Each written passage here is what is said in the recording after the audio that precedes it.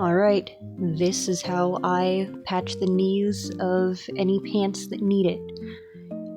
You can iron your pants or your patches or whatever. Cotton fabric. If you are ever going to iron it, use cotton fabric. We don't want this thing to melt. You want 2 patches, and you want to mark at least half an inch out from wherever the hole is to ensure the structural integrity of the fabric. Your first patch you're actually putting on the back side of the fabric, so the inside of the pant.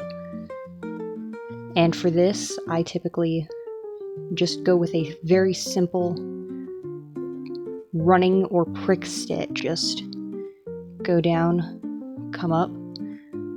All this first patch is doing is holding so that you can put on your front patch a little bit nicer, give it another layer for you to sew through for the structural integrity.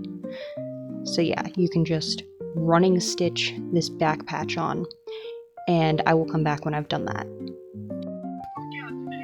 Okay, so here is that back patch done.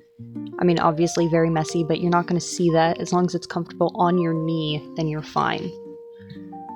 So now, we're gonna stitch that one on. I forgot to thread my needle first, so I will be right back. Okay, I'm back. I'm using embroidery floss just because I want this to be a very seeable patch, I guess. I don't know how to hidden stitch patches or anything like that, because usually I use them for accessorizing and not for actually patching things.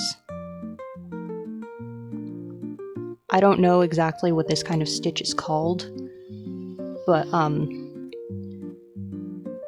it goes down there, comes up next to it, and it's just gonna look like you've got kind of a ladder once you've got it all the way up everything. Oh my god, come on.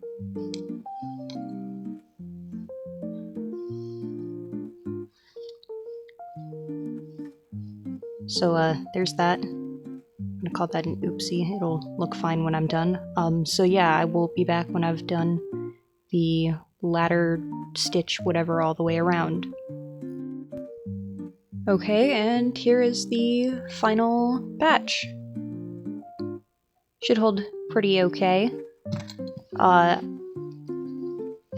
Like I said, this is the first time I've done it in a while, so you might want to make the inside patch a little bigger so that you actually sew through it some for the structural integrity. But even just having 2 layers here for the knee should be a bit nicer. So yeah, let me know if there's any other DIY stuff you guys want to see from me, and I will see you later. Goodbye-bye.